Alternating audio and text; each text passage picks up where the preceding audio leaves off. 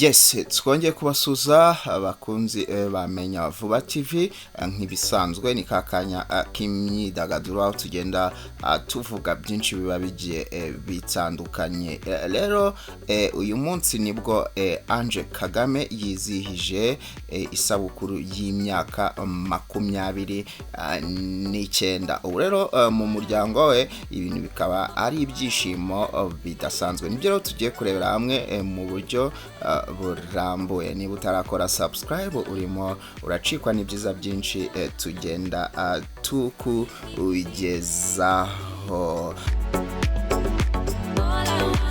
Tariki ya 8 Nzeri mu 1993 nibwo umuryango wa Perezida Paul Kagame na Madame Jeannette Kagame bibarutse umwana w'ubuheta bwabo bamwita Ingabire Ange Kagame wamaze no kuba umubyeyi w'abana babiri ku myaka 29 y'amavuko. Ange Kagame yavukiye i Burayi mu gihugu cy'Uburuseli cyase mu Bubiligi, niyigeze aboneka mu ruhame mu bwana bwe bwose kubw'umutekano we. Yaminurije amashuri ye mu mahanga, yize muri Dana Hall, ishuri ryigenga riherereye Westre muri Massachusetts muri Leta Zunze Ubumwe za Amerika, kandi yize muri Smith College ibijyanye na science ya politiki hamwe n'ibindi bijyanye na Afurika. Afite masters yakuye muri kaminuza ya Columbia, akaba avuga indimi eshatu: Icyongereza, Igifaransa ndetse n'Ikinyarwanda. Ange Kagame avukana n'abavandimwe batatu aribo Ivan Chomoro, Ian Kagame na Brian Kagame. Mu buzima busanzwe ni umufana wa basketball n'umupira w'amaguru, akurikira Boston Celtic na Arsenal. Kwa gatatu tariki ya 20 Nyakanga muri 2022 nibwo Perezida Kagame abinyujije kuri konti ya Twitter yashimye umukobwa we Ange Kagame n'umugabo we Ndengeyingoma bibarutse ubuheta.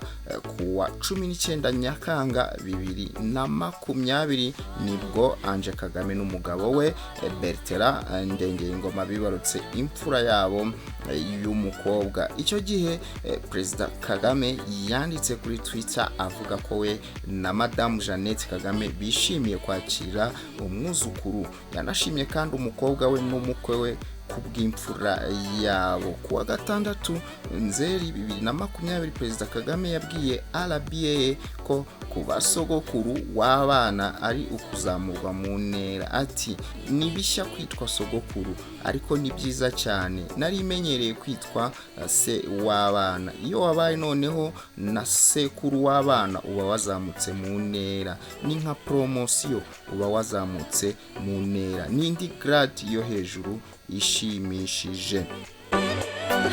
Perezida Kagame yavuze ko nyuma y'inshingano ze nk'umukuru w'igihugu umwanya we azawuharira kwita ku buzukuru we. Akomeza agira ati, nindangiza imirimo mwanshinze mora niteguye kuzatangira indi mirimo yo kureberera abuzukuru.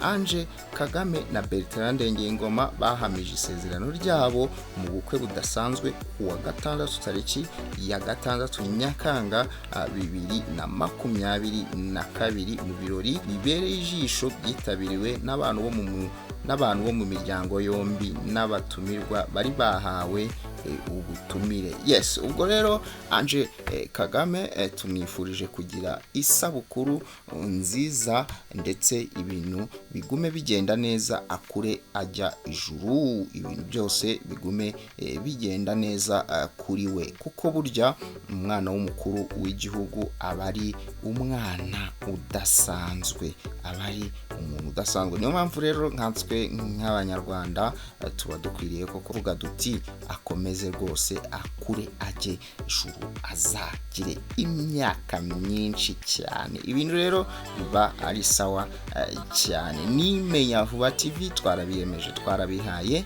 kandi koko ntabwo tuzigera tubatenguha n'umunsi n'umwe. Tubagezaho amakuru y'imyidagaduro, amakuru aba ijyanye cyane cyane n'ibintu bijyanye n'imyidagaduro, mu muziki, mu mikino, ubuzima bwa star lifestyle n'ibindi byinshi biba bigiye bitandukanye. Ubwo rero niba utarakora subscribe, oh la la, urimo uracikwa. Kora subscribe bityo wiyongere mu muryango mugari w'abafana cyangwa se w'abakunzi bamenya vuba TV. Muhorana na Bukarifu. Nkomeza nifuriza abantu mwese mwamaje gukora subscribe, nyagasani akomeze abahundagazeho imigisha idasanzwe, ibintu bigume bigenda neza mu buzima bwanyu. Reka rero mbabwire ngo bye bye, mukomeze mubeho mu buzima bwiza. Reka tubonane ubutaha.